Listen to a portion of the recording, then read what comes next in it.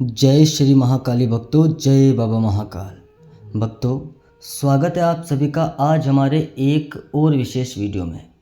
भक्तों, आज के वीडियो में हम बात करेंगे कि क्या महिलाएं अपने घर के पितरों, पूर्वजों या आपके घर में जो बड़े बूढ़े मरे हुए हैं उनकी पूजा पाठ कर सकती है, उनका धूप ध्यान कर सकती है या नहीं।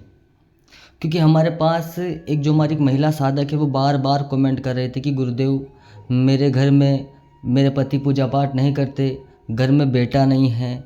तो गुरुदेव, घर में ऐसा कोई नहीं है जो हमारे पितरों की पूजा कर सके, लेकिन मैं जब घर में पूजा पाठ करना चाहती हूँ तो उन्हें किसी ने बताया है कि महिलाएं पितरों की पूजा नहीं कर सकती।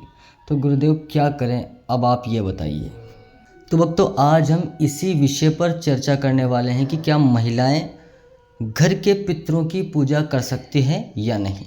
तो देखिए भक्तों, सबसे पहले तो आप ये समझ लीजिए कि महिलाओं को घर की पूजा करनी ही क्यों है। तो जिस घर में पुरुष हैं जो कि पूजा कर सकते हैं, पूजा पाठ कर सकते हैं, पितरों का भोग दे सकते हैं पितरों को, अगर पुरुष जिस घर में इतने सक्षम है तो वहाँ पर मैं कहता हूँ कि महिलाओं को पूजा पाठ नहीं करना चाहिए। क्योंकि देखिए, पितरों का पूजा पाठ हमेशा पुरुष ही करते हैं। उसका कारण है भक्तों कि आप ये देखिए कि सबसे पहले तो अगर आप महिला हैं, किसी घर में शादी करके गई हैं, तो वहाँ पर पितृ कौन होगा? आपके ससुर जी, आपके कोई बड़े बूढ़े।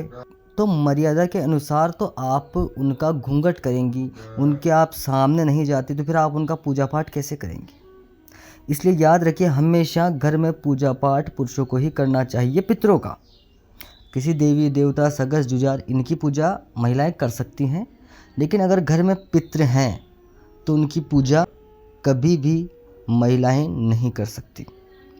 अब ये देखिए आप कि कौन से पितरों की पूजा महिलाएं नहीं कर सकती। अब मान लीजिए आप महिला हैं, आपका देवर मर चुका है, आपके घर में कोई ऐसा व्यक्ति है जो आपके पति से छोटा था, जैसे उनका छोटा भाई, लेकिन वो मर गया, वो पितृ बन गया, तो उसकी पूजा आप कर सकते हैं क्योंकि उसका घूंघट आप नहीं करने वाले।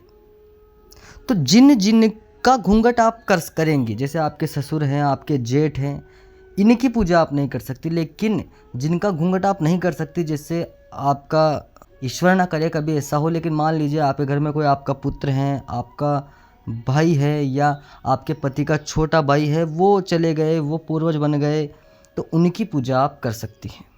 इसके पश्चात हम जेठ या ससुर, इनकी पूजा कब कर सकते हैं? जब आपके घर में कोई भी पुरुष पूजा करने वाला नहीं हो, तब आप घूंघट निकाल कर इनकी पूजा कर सकते हैं। उस समय यह आपकी पूजा मान करेंगे। तो देखिए भक्तों, तो इस प्रकार से पूजा पाठ किए जाते हैं। ऐसा नहीं कि महिलाएं पूजा नहीं कर सकती, महिलाएं पूजा कर सकती है, लेकिन पद के हिसाब से। उसी प्रकार जब हम पद के बाहर जाते हैं, मान लीजिए कि जेठ हैं, ससुर हैं, ये हैं, या इसी पीढ़ी का कोई पुराना व्यक्ति है, तो इनकी पूजा हम जब कर सकते हैं जब घर में कोई व्यक्ति ना हो, या कोई महिला है जिसका पति मर चुका है, वो पितृ रूप में आ चुका है, तो उसकी पूजा कर सकते हैं महिलाएं, क्योंकि वो उनके परमेश्वर हैं, पति हैं। तो आशा करता हूँ कि आप ये मेरी जानकारी समझ गए होंगे कि मैं क्या कहने का प्रयत्न कर रहा हूँ। तो भक्तों, इसी प्रकार से अगर आपके मन में भी कोई प्रश्न है, कोई समस्या है, तो आप कमेंट कर दीजिए, हम आपकी समस्या अवश्य बताएंगे। जय महाकाली, जय महाकाल, हर हर महादेव।